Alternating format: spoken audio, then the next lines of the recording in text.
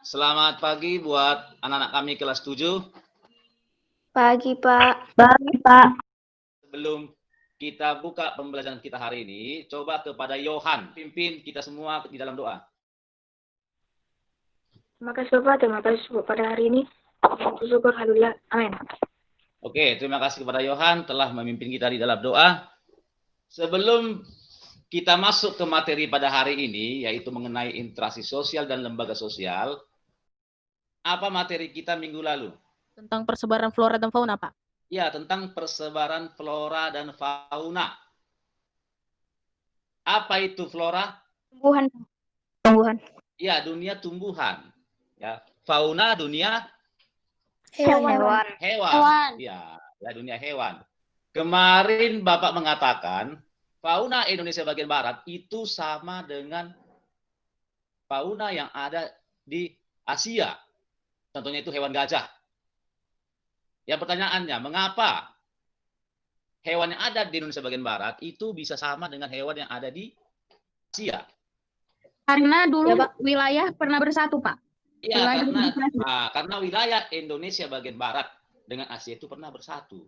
Ya, itu jawabannya. Oke, Bapak rasa materi untuk minggu lalu itu udah paham ya? Udah paham semua, karena Bapak lihat tadi kamu udah bisa menjawab apa yang Bapak tanyakan. Materi kita untuk hari ini yaitu interaksi sosial dan lembaga sosial. Dan apa ya? Ya, tujuan pembelajaran kita pada hari ini itu adalah ya, siswa dapat mengidentifikasi, menganalisis, menyimpulkan dan menyajikan ya permasalahan interaksi sosial baik positif dan negatif di masyarakat. Itulah materi hari ini. Ya, jadi nanti yang kamu diskusikan pun mengenai interaksi sosial yang positif dan negatif di masyarakat. Apa itu interaksi sosial? Ya, interaksi, kalau kita bilang interaksi, itu adalah hubungan timbal balik. Hubungan timbal balik. Cukup di situ. Ya. Kalau dibilang interaksi sosial, kalau ada kata sosialnya, berarti hubungan timbal balik ya antara manusia. Karena ada kata sosialnya. Coba lihat pada gambar yang pertama, interaksi apa yang terjadi di situ? Individu dengan kelompok. Betul. Kelompok. Yang mana di situ individunya? Yang mana di situ kelompoknya? Kalau kamu lihat gambar itu gambar apa itu? Apa yang terjadi di situ? Bisa, coba. Saya, Pak. Coba, Sin. Saya, Pak. Ya, coba, Sin. Yang individu itu adalah gurunya, Pak. Sedangkan yang kelompok itu muridnya. Iya. Itu kan gambar seorang guru mengajari murid-muridnya di dalam kelas. Berarti di situ terjadi interaksi individu dengan kelompok. Yang mana individu? Seorang guru. Yang mana kelompok? Murid-murid yang ada di kelas itu. Seperti yang terjadi pada saat ini, yang kita lakukan ini kan interaksi individu dengan kelompok. Siapa individunya? Saya. Yang mana kelompoknya? Kelas 7, 71 dan 72. Oke, gambar yang kedua. Itu interaksi kelompok dengan kelompok, Pak. Iya, interaksi kelompok dengan kelompok. Yang mana kelompoknya di situ? Yang mana kelompok yang lain? Bagian guru dan murid-murid, Pak. Iya. Karena ada guru dan sebagian murid gitu. Iya, kan? Di situ yang terjadi adalah interaksi kelompok dengan kelompok. Kelompok murid menyalami kelompok guru. Terakhir. Coba, siapa yang bisa menerangkan itu? Saya, Pak. Individu dengan individu, coba, Pak. Individu, Pak. Iya, individu. Ya, individu dengan individu. Seorang murid menyalami seorang murid yang lain. Itu yang terjadi di situ. Jadi Pak rasa ada paham ya, apa itu yang dimaksud dengan interaksi sosial. Faktor yang mempengaruhi sehingga terjadinya yang namanya interaksi sosial. Ya, ciri-ciri interaksi sosial. Yang pertama apa? Ciri-cirinya yaitu jumlah pelakunya lebih dari seseorang, biasanya 2 atau lebih. Oke, yang kedua. Berlangsung secara timbal balik. Pak. Ya, yang ketiga. Adanya komunikasi antar pelaku dengan menggunakan simbol-simbol yang disepakati.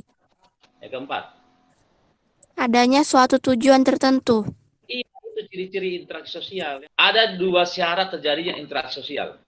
Kontak sosial dan komunikasi sosial, Pak. Iya, kontak sosial dan sosial, betul. Bentuk-bentuk interaksi sosial. Yang pertama itu ada asosiatif. disosiatif ini, ada nanti yang namanya bersifat positif, ada yang bersifat negatif. Ya, diskusikan dengan kelompokmu, kelompok 1 dan kelompok 2. Kelompok 1 itu kelas 71 dan kelompok 2 kelas 72. Nanti kelompok 72 pindah ke link yang Bapak kirim nanti. Ya, kelompok 1 tetap pada link ini.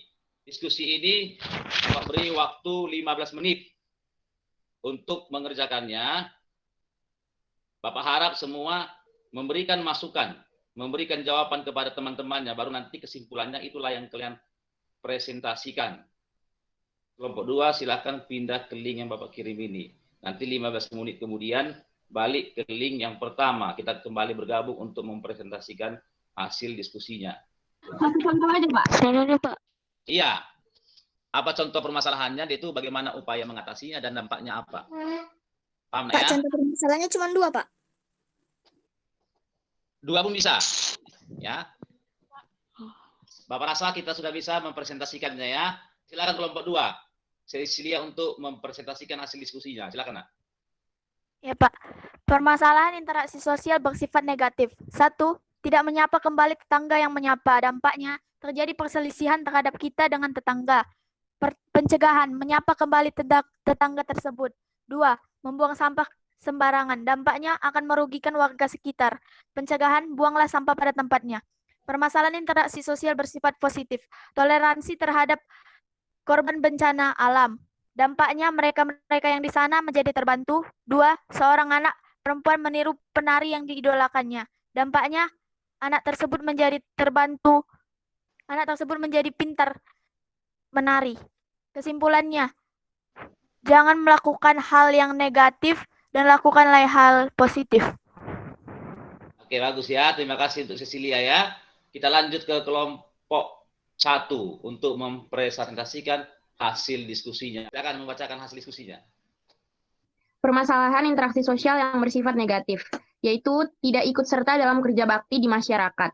Dampaknya adalah terjadinya perselisihan antar warga yang ikut serta dalam kerja bakti dan yang tidak ikut dalam kerja bakti. Upayanya yaitu seluruh warga masyarakat ikut serta dalam gotong royong tersebut agar tidak terjadi perselisihan antar warga. Yang kedua adalah terjadinya keributan antara orang yang memotong pembicaraan orang yang seharusnya berbicara dan hilangnya moral upayanya yaitu tidak memotong hak orang lain saat berbicara agar tidak terjadinya keributan. Yang kedua yaitu permasalahan interaksi sosial yang bersifat positif. Dalam musyawarah diperbolehkan memberikan pendapatnya masing-masing. Dampaknya yaitu seluruh peserta musyawarah dapat menyuarakan pendapat mereka dan tidak terjadi tidak persetujuan saat mengambil keputusan bersama. Yang kedua yaitu saling bekerja sama dalam suatu bisnis. Dampaknya adalah bisnis yang dibangun dapat terjadi dengan kesepakatan bersama tanpa adanya bentrokan. Itu, Pak. Oke, terima kasih. Bagus ya. Apa yang bisa kamu tarik kesimpulan dari materi kita hari ini? Janganlah membesar-besarkan proses disosiatif. Seperti persaingan-persaingan yang semakin padat saat ini. Karena jika itu akan terjadi, maka kasus moral akan semakin menurun. Dan terdapat konflik-konflik yang tidak menyenangkan, Pak. Oke, terima kasih. Bagus ya. Jadi kita kan udah berbicara mengenai interaksi sosial. Bapak udah memberikan contohnya. Ya, ada interaksi sosial yang positif, ada yang bersifat negatif. Yaitu tadi Bapak udah memberikan interaksi sosial. Individu dengan individu, individu kelompok, kelompok dengan kelompok. Jadi apa yang bisa kamu ambil kesimpulan dari situ? Ya. Dimanapun berada, attitude dan etika harus dijaga. Supaya terjadi interaksi sosial yang bersifat positif. Positif. Ya, sebelum Bapak tutup pembelajaran kita pada hari ini, ya, nanti Bapak akan memberikan link evaluasi di Google Classroom. Nanti kamu lihat, itu linknya ada 2 nanti. Ya, coba kamu kerjakan. Dan nanti Bapak juga akan memberikan link absen di grup WA. Jadi coba nanti kamu isi. Sebelum Bapak tutup, jaga kesehatan, ya, menggunakan masker pada keluar rumah, jaga jarak, ikuti protokol kesehatan di masa pandemi COVID-19. Bapak akhiri, selamat siang. Terima kasih. Siang, Pak. Siang, Pak.